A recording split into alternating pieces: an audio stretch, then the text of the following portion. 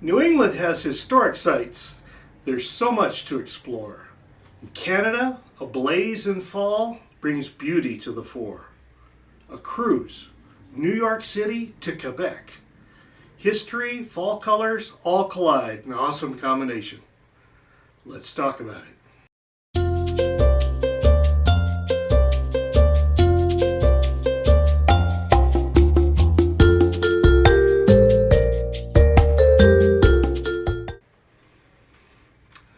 Welcome back to My Travel Window, where we help you travel as much as you can while you can. Today is the second in our series of the 5 loves and 5 hates of cruises we've taken. Today I'm going to review our very first cruise on board the Sea Princess, a 2,100 passenger ship that was recently sold by Princess as part of post-pandemic restructuring, but has been operating up until 2019 with Princess.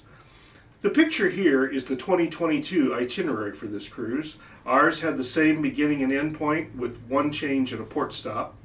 We saw the historical sites of Boston, we toured iconic mansions in Newport, Rhode Island, we visited Bar Harbor, and we saw 4 Canadian towns before ending in the very French town of Quebec City. The first love should be obvious, given the fact we've now taken 6 more cruises, with others just on the horizon. We fell in love with the whole cruise experience, and with Princess Cruises in particular. The idea of unpacking just once, exploring a new destination every day, and having great food and entertainment along the way resonated with us in a way we never thought possible. But this likely wouldn't have happened without love number 2, our mentors. Like many people, we had wanted to cruise, thought about it, but been put off by the learning curve. We were afraid. We were coaxed into this by these good friends who talked us into joining them on the cruise. They opened a whole new world to us. Don't be afraid to introduce others to cruising.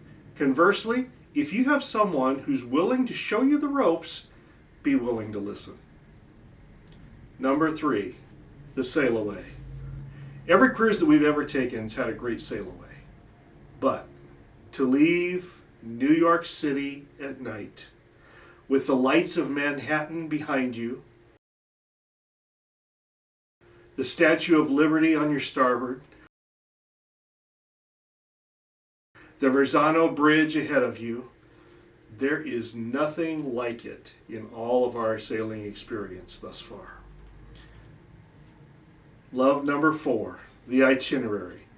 It's hard to top an itinerary that features the history of Boston, the stateliness of Newark, the charm of Bar Harbor, the fascination of the Canadian seaboard, and the incredible French culture of Quebec City. You add in fall colors and wow. Number 5, the length. For some people, a 7-day cruise is a great length. For us, this 10-day cruise allowed us enough time to actually let the whole experience sink in well, and we've tried different cruises. We've tried shorter and longer. 10 days is great. Before I get to the hates of the cruise, let me take this opportunity to invite you to like and subscribe. This tells me what content people want. It tells YouTube they should get my videos out to a wider audience. Thanks in advance. As I said in my last video, I don't really hate anything about cruising, but every trip we've taken has had its share of negatives. Sometimes these are unforeseen issues like weather. In this case, most of the negatives are tied to the fact that we were total newbies on this trip. In other words, the dislikes are mostly of our own making. Hate number 1, too many excursions. Counting the final destination, we called on 7 ports of call. How many excursions did we take? 9.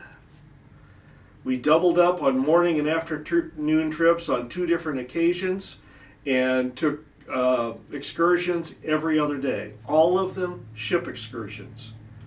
Way too much. Rookie mistake.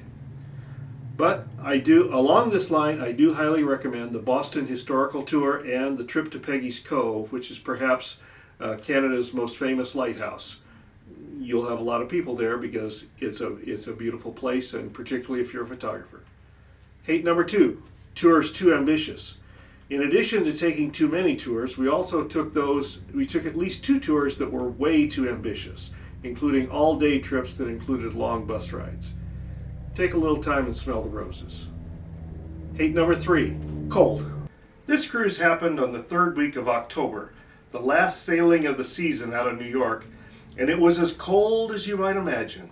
We watched a movie under the stars, huddled under blankets to stay warm. We took a sailboat ride in Bar Harbor and almost froze on the deck of that ship. We toured the mansions in Newport, Rhode Island in a cold rain. In the end, this would take its toll and lead to hate number 4, sickness at the end of the cruise. By the end of the trip, I had developed a significant head cold, which was uncomfortable on the ship and miserable on the flight home. For hate number 5, I would lump the rest of the cruise ship learning curve. Even with mentors, you still have to learn your own way to cruise. We had to learn not to eat just because food was available, but pace ourselves and enjoy it more. We thought we wouldn't enjoy afternoon tea. We loved it. We thought we wouldn't like fixed dining with the same people, but we did. Our mentors didn't, and we had to work through that. We embraced formal night. We learned how to navigate the ship and what to spend money on and what to avoid. In the end, I give this cruise 5 stars, and we've considered doing this cruise again with one of our grandchildren. Next time, the loves and hates of our other cruise out of the United States, the Mexican Riviera.